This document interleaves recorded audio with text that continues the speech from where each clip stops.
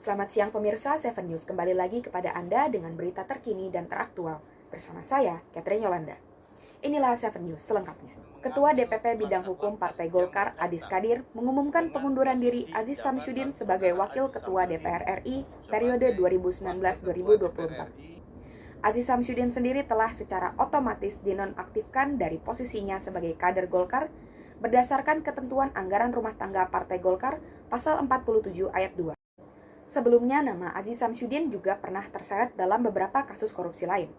Pada tahun 2012 silam, ia dikaitkan dengan dugaan korupsi proyek pembangunan sarana masyarakat di Kelurahan Cager, Jakarta Timur.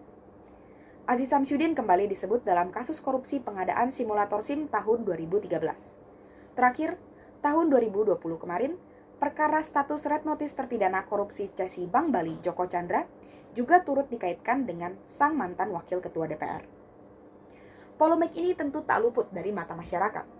Namun bagaimanakah opini publik terhadap kasus ini? Sejenak kita akan bergabung bersama rekan saya, Marcelino, di lapangan. Kepada Marcelino, dipersilahkan. Baik, terima kasih Catherine. Sekarang saya sedang berada di tengah kota Jakarta. Dan sekarang saya ingin mewawancarai salah satu masyarakat, atau lebih tepatnya mahasiswi. Sekarang saya bersama dengan... Baik, dengan Desi di sini. Oke, Kak Desi, saya ingin bertanya ke Kakak.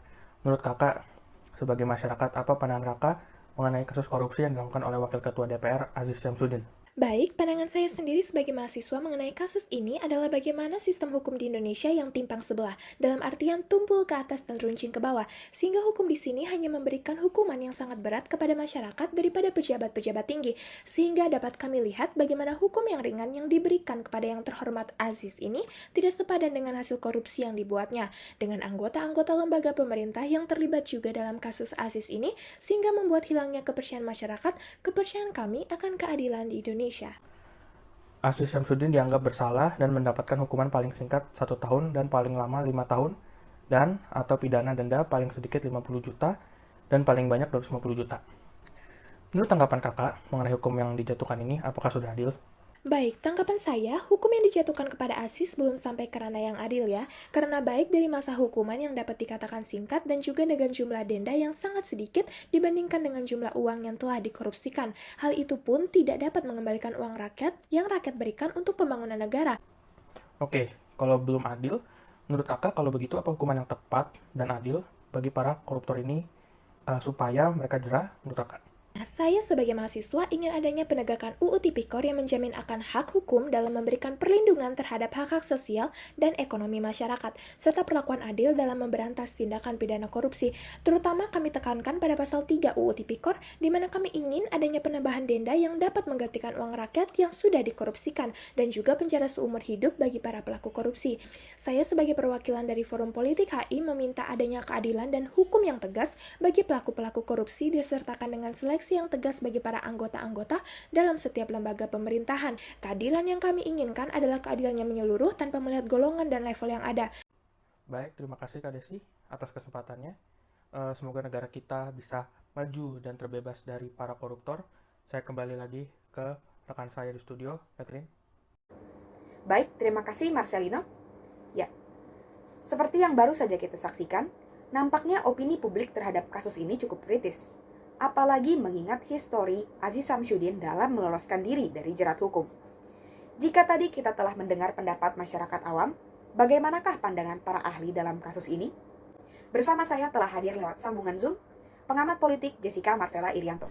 Baik, Catherine, terima kasih. Boleh saya katakan bahwa pernyataan yang telah disampaikan oleh Desi tadi masih berhubungan erat dengan salah satu teori yang memang akan saya aplikasikan dalam menanggapi kasus kali ini, yaitu teori positivisme. Teori ini mengatakan bahwa hukum seharusnya dipisahkan dari zona non-yuridis dan berada di luar moral, sehingga masyarakat umum tidak bisa mengenakan standar moral mereka dalam menghakimi satu kasus tertentu. Karena hal tersebut, teori ini memandang hukum sebagai sistem yang tertutup, logis, dan konstan.